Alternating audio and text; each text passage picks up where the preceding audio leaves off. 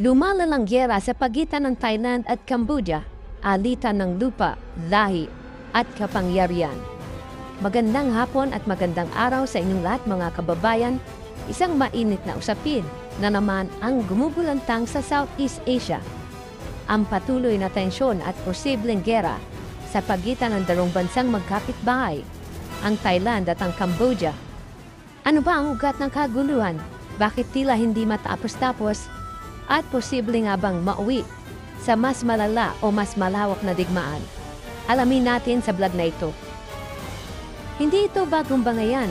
Ang hindi pagkaunawaan ng Thailand at Cambodia ay may ugat sa sigalot sa hangganan, lalo na sa paligid ng Phra Vihear Temple, isang sinaunang templo na itinayo pa noong 11th century. Noong 1962, nagdesisyon ang International Court of Justice o ICJ ng Phra Vihear Temple ay pag-aari ng Cambodia. Ngunit na may desisyon na hindi pa rin natapos ang alitan. Bakit kamo? Hindi kasi malinaw ang saklaw ng teritoryo sa paligid ng templo, lalo na ang mga lupaing tinatawag na dispute zone.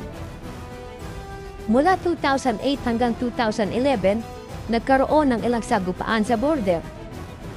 Nagpalitan ng mga putok at may mga sugatan at mga namatay na mga sundalo sa magkabilang panig. Parehong bansa ay nagtataasan ng bandera, parehong nagsasabing amin itong lupain. Pero akala ng marami lumupa na ang init sa kasamaang palad nitong mga nakaraang buwan. Na yung taong 2025, muling nag-init ang sitwasyon. Ayon sa mga ulat, nagpalakas muli ng tropa ang parehong bansa. Malapit sa border, may mga ulat ng military drills, aerial surveillance at paglalagay ng bagong mga barikada at kampo malapit sa border.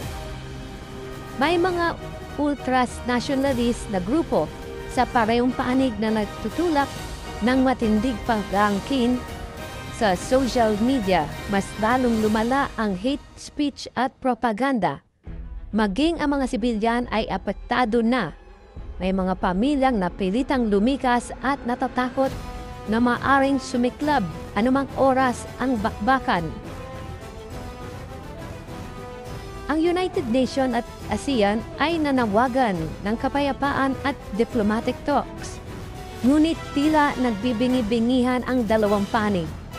Ang masaklap pa rito, may mga haka-hakang may mas malalim na interes ang ilang malalaking bansa, gaya ng China o ng US sa likod ng tensyon.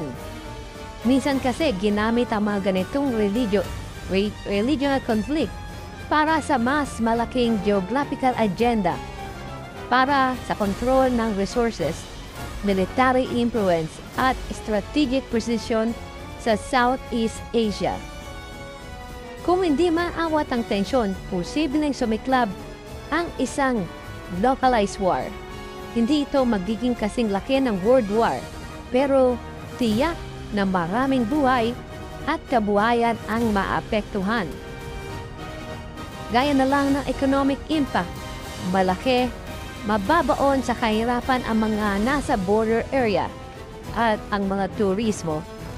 Babagsak ang diplomatic ties, mananatiling strain.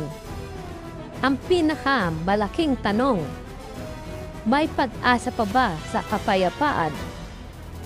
Ayon sa mga eksperto, kung uupo sa mesa ang dalawang bansa at papasok ang ASEAN bilang neutral mediator, posibleng may liwanag pa sa dulo ng tunnel.